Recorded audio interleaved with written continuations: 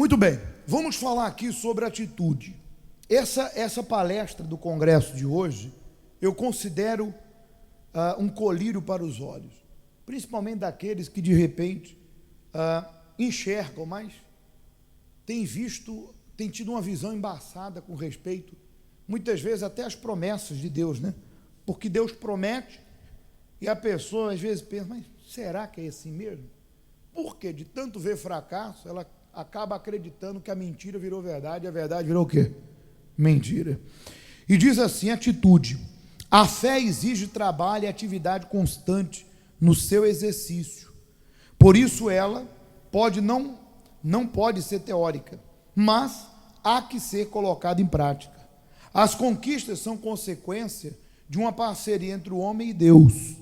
Ocorre da seguinte forma: o Espírito de Deus vem sobre o homem e o capacita a realizar o que o mesmo sozinho não consegue fazer. O homem, por sua vez, para que isso aconteça, deve tomar atitudes para que a sua vida saia da situação em que está. Tudo o que é de Deus tem vida, anda e cresce. Então, essa parceria é o que nós vemos falando a respeito da promessa, né? Nós temos dito a respeito da promessa, que Deus não vai fazer nada se Ele não encontrar em mim a obediência, a fé. Por exemplo, quando Moisés estava com o cajado estendido, Deus disse, por que clamas a mim? Diz ao povo que marche. Então, ele tinha teoria, mas Deus mandou ele tomar uma atitude. Quando Deus falou com ele no meio da sarça, que não se consumia, Deus disse, olha, eu serei contigo, eu vou tirar o povo do Egito. Vai lá no Egito, fala com o faraó. É o mesmo que Deus dizer para você, ó, vai ver aquele produto, vai ver aquele maquinário, vai ver aquele móvel. Vai lá, mete as caras. Ah, mas faraó não vai acreditar em mim. Mas eu estou contigo, Moisés. Vai ter sinais. E eu pergunto, Deus deu os sinais para Moisés para encorajá-lo. Deus não tem nos dado sinais? Deus tem nos dado sinais. Aqui nesse altar, aqui nesse país e no mundo. Quantos sinais? Eu estava hoje vendo o testemunho da senhora, a mulher era mendiga, morava na rua. Hoje ela tem vários salões de beleza. A mulher mudou de vida. Quantos sinais?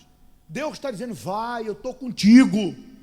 Mas mesmo Deus dizendo vai, a pessoa que não tem parceria com quem? Ela duvida da capacidade que Deus pode dar para ela.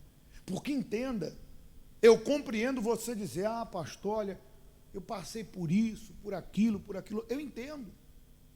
Mas hoje é diferente. Com Deus é diferente. Aliás, aqui nessa palestra, tem uma história que você já conhece, mas vale a pena ler de novo. Vamos lá. No circo, os treinadores de elefante adotam o seguinte procedimento, para que os animais não se rebelem.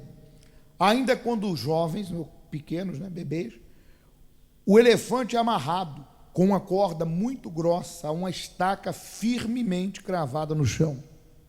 Ele tenta soltar-se inúmeras vezes, mas não tem força para tal.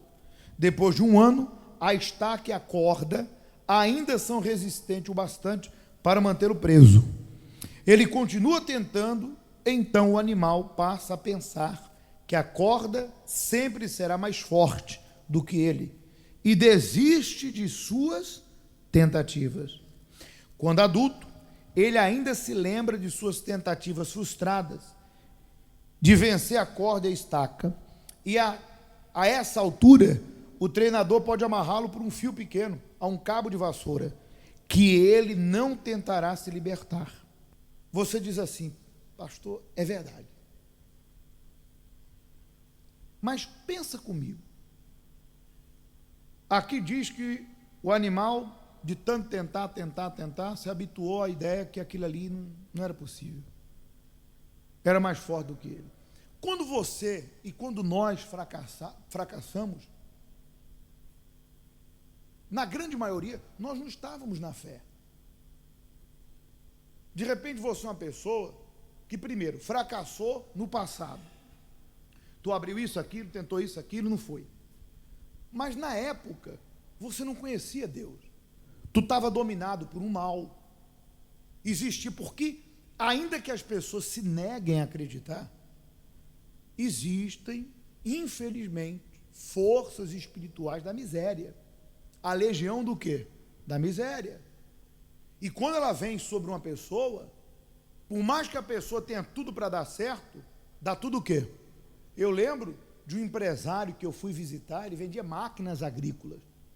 Eu fui no stand de venda, um monte de máquina. O homem estava quebrando, perdendo milhões. Falou, olha, pastor, eu cheguei aqui um dia, tinha uma bruxaria aqui. Ele não era da fé, estava começando a igreja. Toda vez que eu entro nessa empresa, dá um desânimo, uma vontade de ir embora. Ele estava sob a influência de quem? Do mal. Então perdeu o cliente, começou a dar errado, roubaram ele. Então a razão daquele fracasso é porque havia um mal na vida dele. Outras pessoas, a razão do fracasso delas é porque, infelizmente, elas agiram na emoção ao invés de agir com sabedoria. Vou lhe dar um exemplo. Aqui mesmo, em Portugal, eu lembro que eu atendi um empresário que ele tinha 2 caminhões. Tinha. E uma transportadora. E ele falou, pastor, meu erro foi agir pela emoção. Porque com pena de alguns parentes meus, eu comecei a empregar um monte de familiar. E o que acontece? Normalmente, não tem nada de errado de você colocar um familiar para trabalhar consigo. Mas, dependendo do caso, você tem que ser uma pessoa centrada, você tem que usar o quê? A razão e não a emoção. Porque, normalmente, quando é familiar, a pessoa quer um tratamento diferente. E é aí que você erra. Porque está lá aquele funcionário antigo, fiel, direitinho, bonitinho, que ocupa o mesmo cargo desse aqui. Se você der um trato para ele, para o teu parente é outro, tu vai desanimar aquele funcionário. E tu vai ensinar aquele familiar que de repente chega atrasado, não cumpre seus deveres, tu vai ensinar ele a continuar sendo mau funcionário e tu vai desanimar aquele que sempre foi bom. Porque ele vai dizer assim, poxa, a minha vida toda eu me dediquei aqui, olha lá, ele põe o parente dele, olha o trato que ele dá para ele, aí você diz assim, mas é família, está errado. Negócios está errado. E ele começou a abrir concessão, o sujeito chegava atrasado, começou a prejudicar. Um dia pegou o caminhão, foi conduzir embriagado, bateu o caminhão e a carga não tinha seguro. O caminhão tinha, mas não cobria o seguro da carga. A carga era 80 mil. Quebrou. Teve que vender o caminhão para pagar a carga. Já começou. E aí, com dó, não queria mandar embora, quebrou. Eu não sei mais qual outra situação que surgiu, mas o erro dele foi agir no sentimento. Então, existem pessoas que a perda dela é porque ela não agiu na razão, ela agiu no sentimento. Ela não resolveu o que tinha que resolver, foi protelando. E de repente tem pessoas que ela só vai mudar quando ela perder. Não adianta passar a mão. Mas esse é o problema de quem age no sentimento. Quer passar a mão, quer passar a mão. É a velha história, está criando cobra que vai te morder. Então tem gente que perdeu porque agiu no sentimento. Ou seja, eu perguntei, o que o senhor fez? Não, dei mais, chamei a atenção. O senhor tinha que ter mandado embora. Porque isso dá precedente. Aí um outro vê fazendo, fala assim, se ele fez e ele não puniu, vou fazer também. Aí quando a pessoa comete o erro, você vai punir, fala, por que está me punindo e não puniu o outro? Ou por que está chamando a minha atenção e não chamou a atenção de quem? Então tem gente que age no sentimento, por isso que fracassou. E tem vários outros exemplos. Então, existem pessoas que fracassaram porque havia o mal, outras porque geriram os seus negócios na base do sentimento, das emoções, não foram justas, prudentes, não tomaram as decisões que deveriam tomar. E é claro, existem aquelas que errou porque tem que errar. Acontece. Quem nunca errou, que atira a primeira? Mas são erros existem erros que vão te amadurecer, vai me amadurecer. Perdas, olha, que acontece porque de repente você era novo no negócio, você não tinha visão, mas aquela perda, aquele negócio que deu errado, serviu para você se adaptar, para você amadurecer, para você crescer. Então você não tem que tomar isso como o rumo, ou seja, não digo o rumo, você não tem que tomar isso como a decisão futura da tua vida. Isso é passado. Passado já passou. Mas você não pode hoje basear tuas atitudes, tuas ações no passado. Hoje você tem uma aliança com a fé. Hoje você crê no Deus do sobrenatural, o Deus que abre portas. Hoje você tem sinais e prova da existência de quem? Tu tem tudo para arrebentar. E continua aqui, olha, dizendo assim, ó, em função de experiências mal sucedidas no passado, muitos passam a entender que todas as iniciativas para se tentar algo novo estarão fadadas ao quê? Ao fracasso. Isso é uma mentira. Eu lembro que eu coloquei o testemunho dela, da Fátima, que perdeu tudo e na área da beleza, e ela falou, não quero mais nada para mim. Sou uma boa profissional de mão cheia, mas vou continuar trabalhando para os outros. E numa campanha de fé, Deus falou com ela, você tem potencial, você tem tudo para dar certo.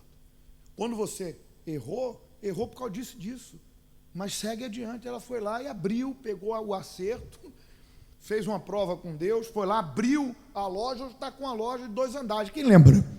Coloquei aqui o testemunho dela, aqui da terra. Quer dizer, a ideia que ela tinha é, poxa, porque eu errei lá atrás, mas não existe isso, não é porque você errou lá atrás, tu vai errar a vida toda. Não, você tem que se descobrir. Há um potencial e há uma aliança com quem? Com Deus. Vença o passado.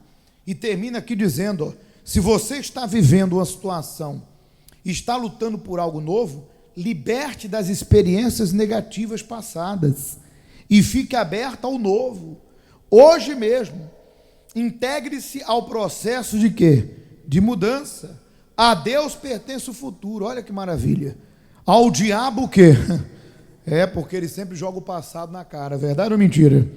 E a você, a mim, portanto, o presente, né? Atitude agora. Atitude. Tome uma atitude.